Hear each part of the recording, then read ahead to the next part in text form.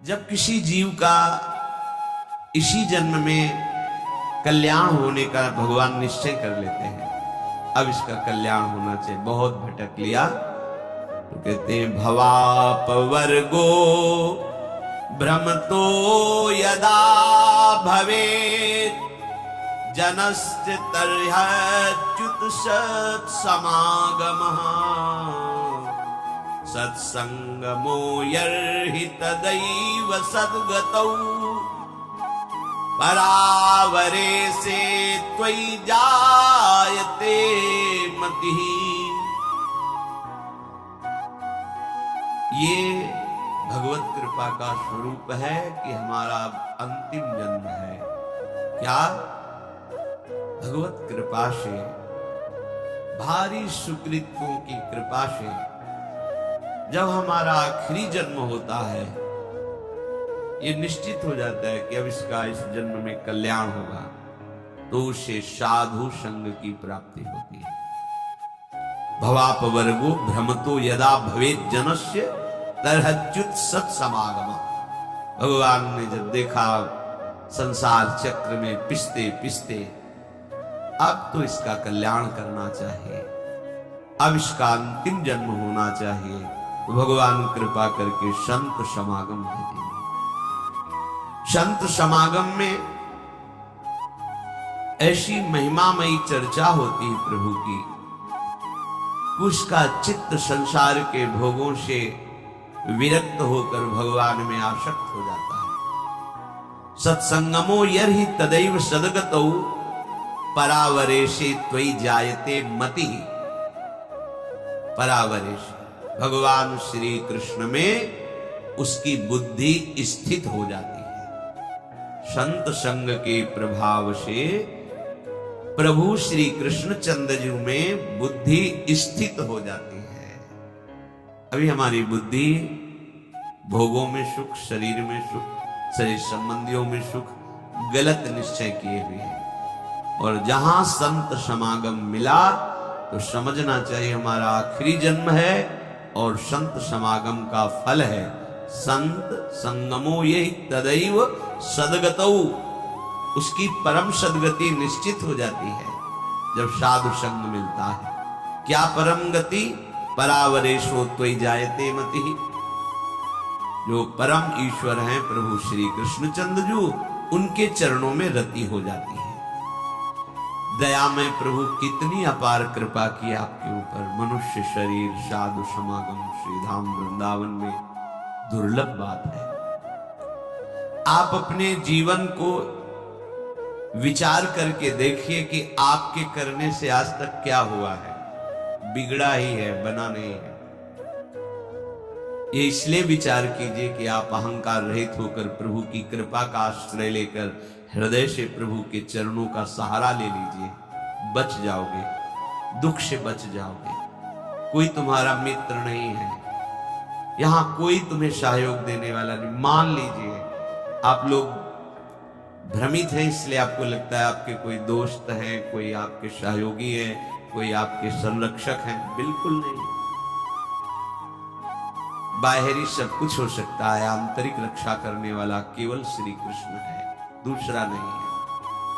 सच्ची मानिए उन पर बड़ी कृपा है जिनको पग पर धोखा मिलता है, प्रतिकूलता मिलती है, तो उनको असलियत समझ में आ जाती है, फिर वो सत्य की तरफ मुड़ते हैं, उन्हें साधु समागम मिलता है और वो सत्य में प्रतिष्ठित हो जाते हैं।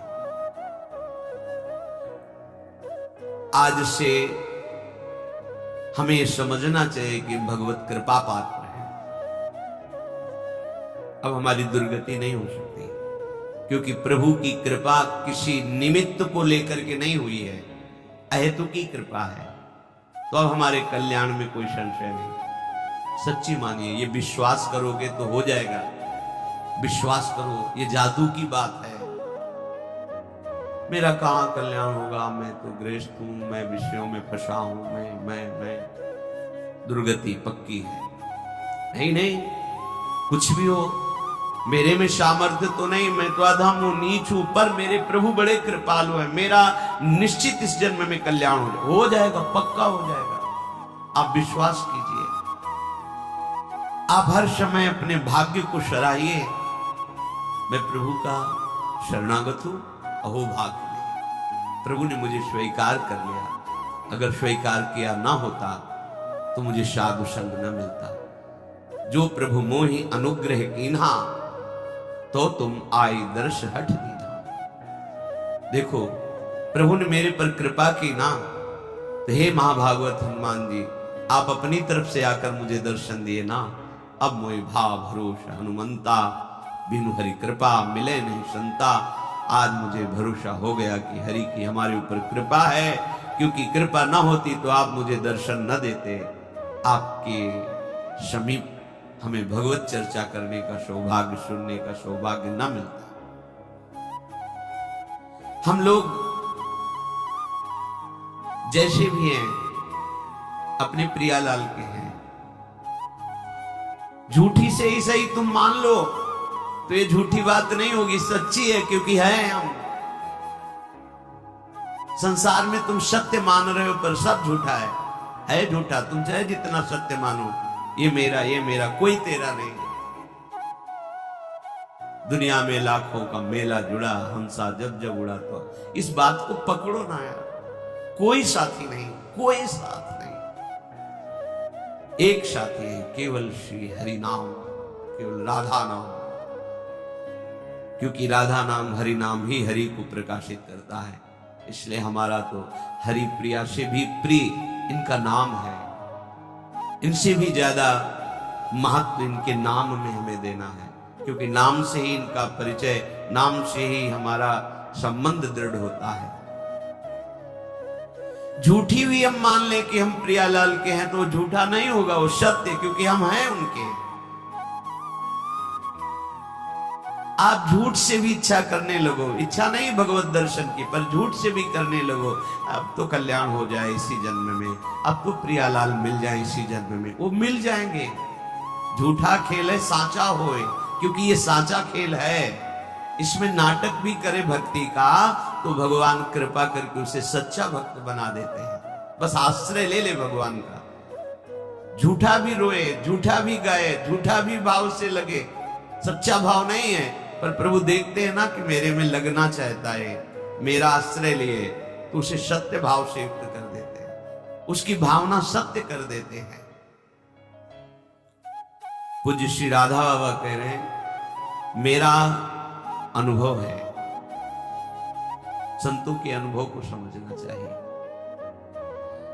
प्रभु से केवल एक ही प्रार्थना करो यदि, कि मुझे आपकी अखंड स्मृति प्राप्त हो, निरंतर भजन, आपसे प्रेम, तो प्रभु इस याचना को कभी नहीं ठुकराते। आप एक प्रार्थना करें, मेरा भजन बन जाए प्रभु, निरंतर आपका भजन, आपकी स्मृति में मगन रहूं, आपके चरणों में प्रेम हो जाए, तो इस बात की पूर्ति प्रभु उसी समय प्रार्थना करते ही शुरू कर देते हैं।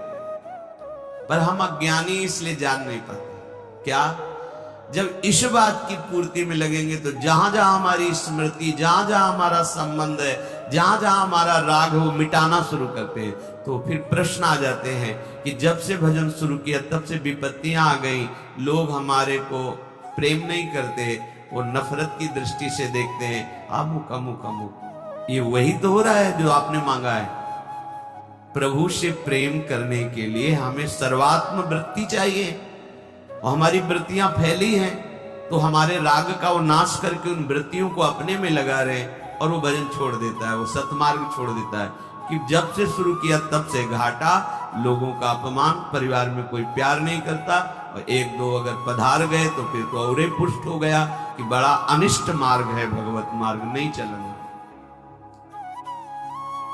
देखो, जब भगवान से तुम प्रेम मांगोगे तो प्रेम तभी होता है जब अनन्यता आती है। तो आप अनन्य बन नहीं पा रहे, तो आपको अनन्य बनाएंगे। वो अन्य का अपहरण करके ही तो अनन्य बना जाता है, और जब अन्य का अपहरण होने लगा तो आप चिल्लाने लगे, ये क्या, ये क्या? तो मांगा क्या था? हे प्रभु, निरंतर भजन हो, आपसे प्रेम हो, वही तो कर रहे हैं।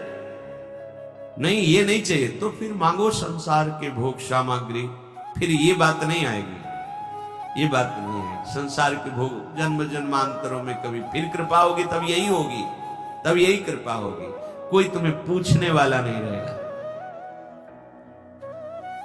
भक्ति के मार्ग में जब चला जाता है तो भगवान सहयोग करके ऐसी स्थिति देते हैं कि कोई प्यार नहीं करता, सच्ची में कोई प्यार नहीं। जब आपके अंदर विवेक होगा और झांक के देखोगे तो उसकी स्वार्थ और वासना झलकती नजर आएगी, जो आपको कह रहा मैं आपको बहुत प्यार करता हूं। जब जांच करके देखो तो उसका अपना सुख, उसका अपना स्वार्थ नजर आता है, प्यार नजर नहीं आता। प्यार होता है जिससे हम प्यार करते हैं उसको सदैव सुख प्राप्त हो, कभी स्वप्न में भी दुख प्राप्त ना हो, ऐसा केवल भगवान, दूसरा कोई नहीं।